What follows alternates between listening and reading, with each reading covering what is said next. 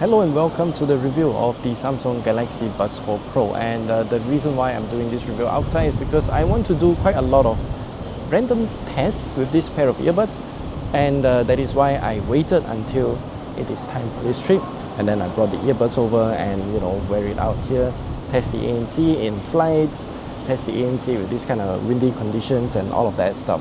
So I have my phone here with all of my notes because I do have quite a lot of things that I want to reference, and yeah, just sit back and enjoy the review, I guess. So first off, the Samsung Galaxy Buds 4 Pro is of course a brand new generation of earbuds. There are already lots of reviews of the brand new Galaxy Buds 4 Pro. The one that I'm wearing here is in white color, and a lot of people say that it is sounding a lot better compared to the Galaxy Buds 3 Pro. Of course, we'll talk about all of these in our review here as well. So I did have the Galaxy Buds 4 Pro with me on the same day that I got the S26 Ultra, but I was too busy focusing on the S26 series, and that is why I delayed the review until right now.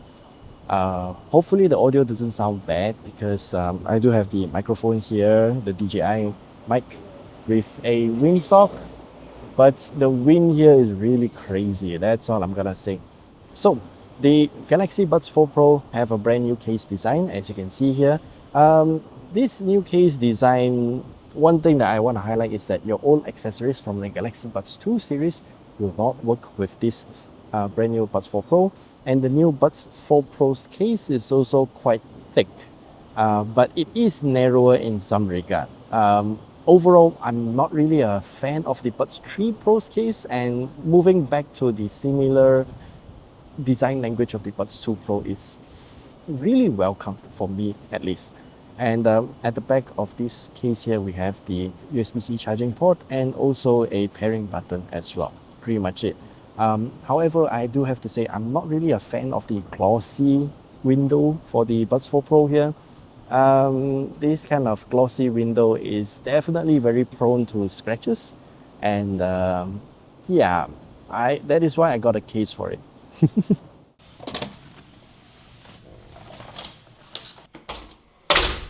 I can't possibly film the video outside because it's way too windy and I don't really know how's the audio quality. Hopefully it sounds good, but now that we're back in the hotel, we can finally continue talking about the Galaxy Buds 4 Pro. So the earbuds themselves come in a very familiar design, I would say. It now has a much shorter stem compared to the Galaxy Buds 3 Pro, and there are no more blade lighting design and all of that stuff. In many ways, I'm really happy because the blade lighting on the Galaxy Buds 3 Pro was rather annoying, as it will automatically turn itself off every time we put it in the case. And every time if we want to activate the blade lighting, we have to hold both the earbuds for like 2 or 3 seconds to activate the blade lighting. To which I would say it's good riddance. Yeah. Now, for the Galaxy Buds 4 Pro, Samsung also claims that they have sampled over 100 million pairs of ears to get this shape, and I would have to say this is much more comfortable than what the Galaxy Buds 3 Pro design was. And in a way, because the stem is now a little bit out of the way compared to the Buds 3 Pro, the stem doesn't hit my ear pinna that much. So in a way, yeah, it is much more comfortable than the Buds 3 Pro. And as you can see from all of these footages that I've captured like about a week ago, the Galaxy Buds 4 Pro's earbuds have a lot of sensors, microphones, and ports as well. Ports as in base ports. And it also has this little touch panel here where we can pinch and also swipe just like the Galaxy Buds 3 Pro. And you can kind of customize how this touch panel responds. However, the play, pause, next track, and previous track gestures are locked. However, you can tell it to go previous track or next track. Let me just show you real quick here. I'll just turn on some music for you guys to see. Previous song, next song. Yeah, it works this way. In a way, I do think that it's kind of like schizophrenic, but it works. It's actually very reliable, even in a noisy MRT train. I tried this feature and it works. It's just that I get weird looks from other people. Yeah. And The ear tips themselves are very similar to the Galaxy Buds 3 Pro. It still has a plastic frame around the base where it attaches to the ear tips itself. If you remember the Galaxy Buds 3 Pro, it had a debacle at launch where a lot of people were breaking their ear tips because of that plastic frame. I can foresee that being an issue for the Galaxy Buds 4 Pro as well, so maybe that will happen, maybe not, I'm not too sure, but the design is very similar. And there are some extra ear tips in the box as well. Particularly, we do have the S and the L sizes in the box. However, if you look at our unboxing video, then you will realize that we don't actually have a charging cable in the box this time. So one less accessory included in the box. In a way, I would say, yeah, it is good to just remove the cable from the box entirely because I don't really use their cable anyway. So some people might use it, but okay, now let's talk about sound quality. I have a bunch of notes on my phone here. So first off, the Galaxy Buds 4 Pro can produce up to 24 bits 96 kHz audio using Samsung Scalable Codec SSC, which is a Samsung proprietary codec. So of course, this 24-bit 96 kHz feature is exclusively available only on Samsung devices. Now, the Galaxy Buds 4 Pro also has a wider woofer and tweeter as well, and it also has two-way speaker and 20% larger effective area with maximized speaker size. And I'm not sure how to actually show you this, but you just have to trust me on this, okay? I would have to say the new Galaxy Buds 4 Pro has a lot more rumble in the lower end area of the sound spectrum. So there's one song called So Happy World from Persona 5 Royal's OST.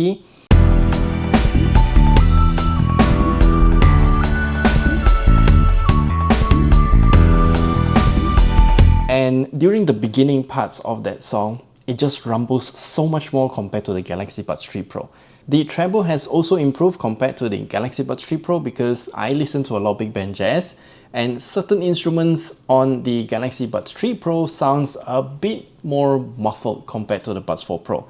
And the default sound profile though, I would say the Buds 4 Pro is still very leaning towards the bassy side of things, which isn't my cup of tea because I prefer a little bit less bass. So I did tune it with my own custom EQ because you can do that on the Galaxy Buds 4 Pro settings menu, and this is the custom EQ that I'm using.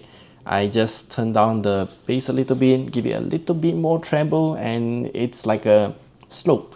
That's about it.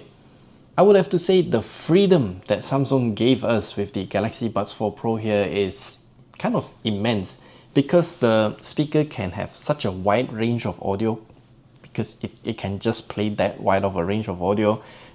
Whatever EQ we throw at it, it will still sound good.